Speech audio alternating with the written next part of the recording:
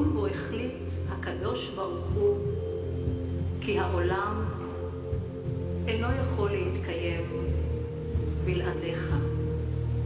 אז רומן עם אלוהים נולד בתקופת צלילה מאוד עמוקה. כשאני אומרת צלילה, אני מתכוונת לדיכאון של הלייף. תענה לי עכשיו! הגעתי לקצה! אלוהים בשבילי שווה אהבה. א', ה', ב', ה', אני האור בקצה המנהרה. הכל תלוי בנו.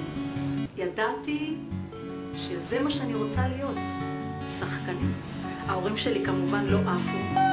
לא, זה ברוסים, ארטיסט, את צריכה מקצוע שיכניס, שיהיה לך קופת תגמולים ופנסיה, והגברים לא אוהבים שנשים מקבצות על הבמה, אצטרה, אצטרה. ולכן מבטיחה, באמת מבטיחה, לא אתערב בתוכניות שלך.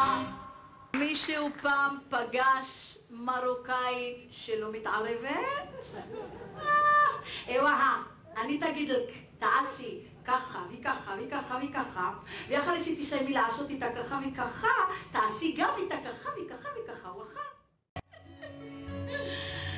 לא, זה לא יקרה, לא נפגשנו כך סתם במקרה, בלעדיו לא יהיו לי חיים, אין לי אלוהים אחרים.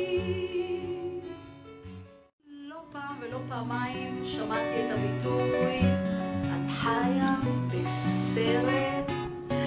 אז כן, אני חיה בסרט, אבל היי, זה הסרט שלי. הגעתי לעולם, תסריט חיי, כתבתי אותו בשתי ידיים. ליהקתי את עצמי בתפקיד הראשי, אוהבת מה שאני רואה. אל תפחד ממה שנגלה אחד על השנייה, תן לי להוביל אותך לעצמך. כולנו נבונים, כולנו חכמים, כולנו מיוחדים. אנחנו לא זקוקים לאישורים או למתווכים. אנחנו רק צריכים להתבונן בפנים ולאהוב את מה שאנו רואים. תודה רבה. תודה רבה לכם.